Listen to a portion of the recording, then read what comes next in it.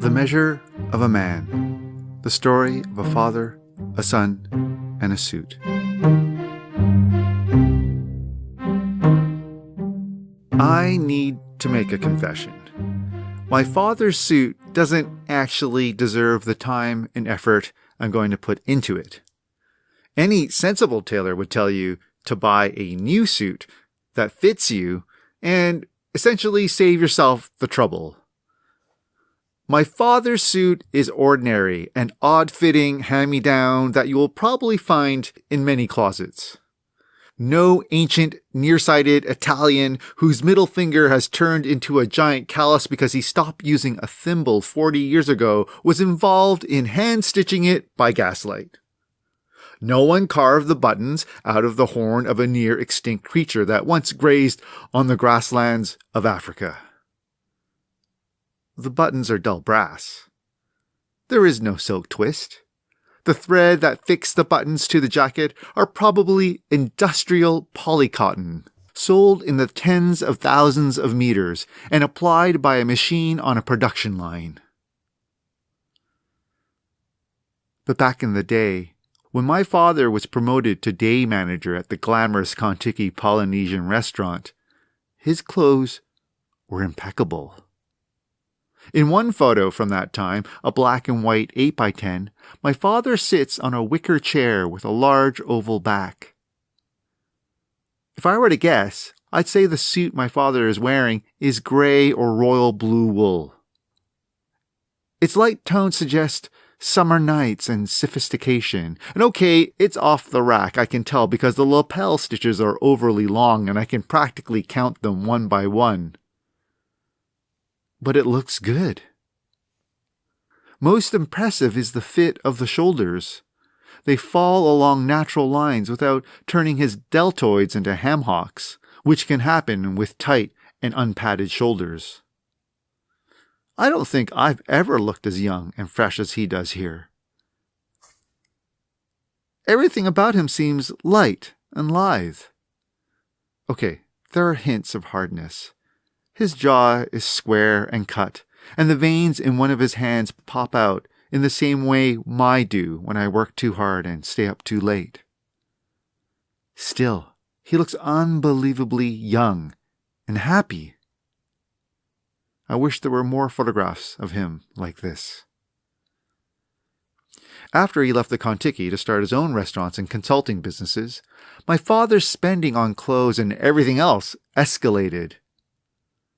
We moved from our modest duplex in Montreal's Notre-Dame-de-Grâce district, where Jews, Jamaicans, Italians, and Chinese live side by side with Anglo-Bohemians, and we went to an upper-class suburb over the bridge called St. Lambert. The president of the Canadian National Railway lived across the street. A department store magnate lived in a house behind the elementary school a few blocks up. And most impressively, a Montreal Canadiens defenseman, Guy Lapointe, used to buy his milk at the corner store, or, as we called it, the dépanneur. This is the period when my father's wardrobe became opulent. He wore sky blue sports coats with white buttons. His suits were now made to measure, which means a tailor would sew him a suit on order based on a standard design block that would be adjusted to fit my father's precise measurements. He also owned a few custom-made suits, for which a tailor created a pattern specifically for my father, taking his measures and inputting them into a formula, and then drawing out a unique pattern on thick brown cardboard called oak tag. My father knotted his large pattern ties thick. He sported aviator glasses that hinted at a jet-setting lifestyle. Bold cufflinks became part of his repertoire. There's no other way to put it. My father started living and looking like a big shot. Then my father's projects foundered. He went into a long decline, and so did the quality of his clothes. And my father's last suit, the one I have in my possession, is an artifact of those bad times. Long after he divorced my mother, after he stuffed in his Ford Escort all that he owned, and crossed the country to live in Vancouver, where he was reduced to selling encyclopedias door to door. This is the backstory of my father's suit. This suit was bought off the rack and may have cost no more than $300, even less if, as I suspect, it was purchased on deep discount. I believe a label once hung inside the lining which would have told you it came from Bridge and Tunnel Tailors, a national chain of menswear shops. I found in the inner lining pocket a union tag with a string of style and lot numbers, and it suggests it may have come from B&T's Cut-Right factory in Toronto, which closed after production was shipped offshore to places like China, Turkey, and Romania. Frankly, the suit is cheap. Not quite Romanian cheap, but cheap nonetheless. Cheapness, however, is not really my problem with the suit. I mean, if you're lucky enough to have a body that is just the right shape, even a cheap ready-made off the rack might look nearly as good from a distance as a work of sartorial genius from Savile Row. The price point doesn't matter if you look good in a suit. No, the problem here is the style. I'm not talking about the general details like the fact that it's blue or single-breasted with a notched lapel and double-pleated pants and wide legs and patch pockets. All of those are acceptable. But the cut of it, the inflection, the intent behind it, where it tries to get fancy, that's where the problems lie. It is a plain, conservative, working stiff suit tricked out with details to try to make it look better than it is, and it doesn't succeed. It's false. It's phony.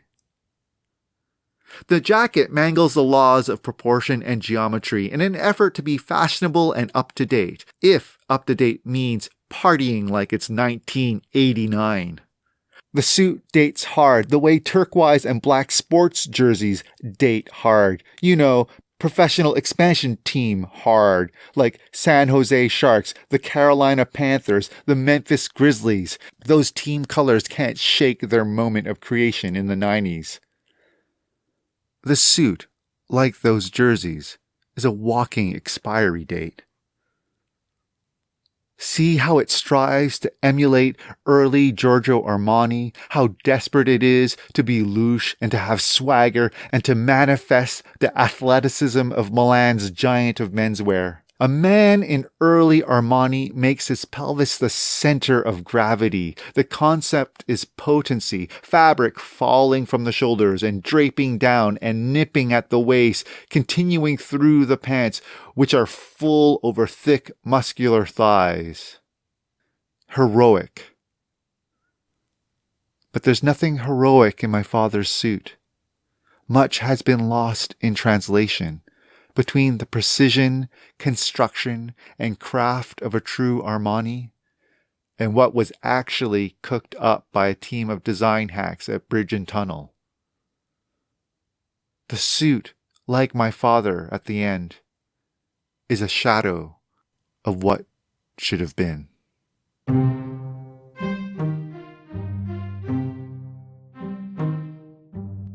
Hi, it's JJ Lee, and I hope you're enjoying this performance reading of The Measure of a Man, the story of a father, a son, and a suit. If you're interested in reading the book faster than I am, you can find the books on Amazon.ca, in Barnes & Noble, and of course at Chapters Indigo, and at your local independent bookstore. And if you want to find out more about the book or me, you can visit jj-lee.com. Thanks for listening.